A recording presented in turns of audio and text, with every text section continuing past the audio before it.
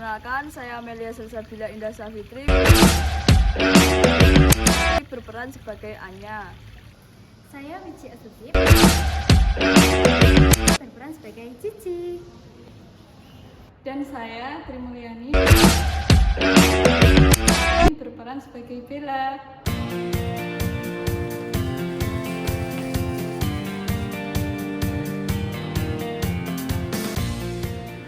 Di tengah hiruk-pikuk cita-cita dan mimpi, seringkali kita lupa bahwa masa depan suatu bangsa tidak hanya ditentukan oleh seberapa tinggi menara yang dibangun atau seberapa cepat teknologi yang kita miliki. Masa depan sesungguhnya dibentuk di ruang-ruang kelas, di lorong-lorong kampus, dan di hati nurani setiap warga negara. Pada video ini, kita akan menyaksikan sebuah perbincangan sederhana antara 3 anak muda. Mereka bukan sekedar membahas mata kuliah, melainkan merangkai pemahaman tentang paradigma kehidupan berbangsa dan bernegara hukum.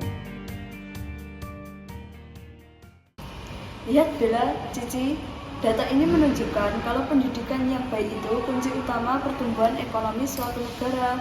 Negara yang investasinya besar di pendidikan, rata-rata ekonominya juga melesat. Tentu saja, aku yang mau buka bisnis kafe modern harus pintar berhitung, marketing, dan bahkan tahu cara mengolah limbah.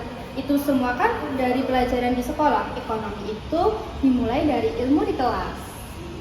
Tapi ilmu saja tidak cukup. Dalam kehidupan berbangsa dan bernegara hukum harus berjalan sesuai aturan.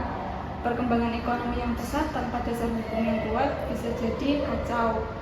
Bayangkan kalau usahamu itu besar, tapi tidak ada aturan tentang hak cipta, perlindungan konsumen, atau pajak yang adil.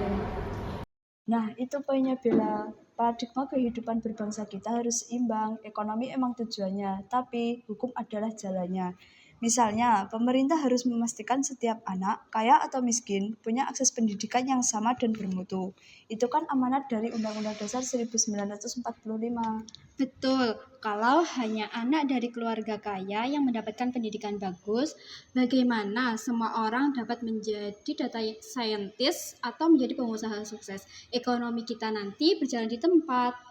Dan untuk menjamin akses yang adil itu perlu adanya regulasi, misalnya peraturan tentang alokasi dana pendidikan, transparansi anggaran sekolah, dan aturan zero tolerance terhadap korupsi di sektor pendidikan.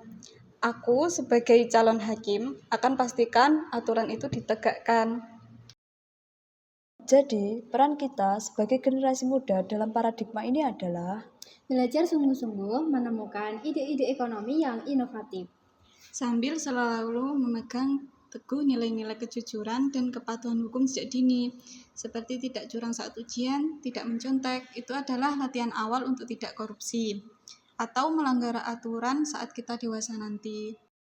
setuju, perkembangan ekonomi yang berkelanjutan harus didukung oleh masyarakat yang secara ilmu dari pendidikan dan berintegritas secara moral dan hukum. Ayo kita mulai dari sekarang. Aku akan membuat kafe kerasa baru dan menghitung modalnya dengan teliti. Dan aku akan menganalisis peluang sukses Kapit Cici.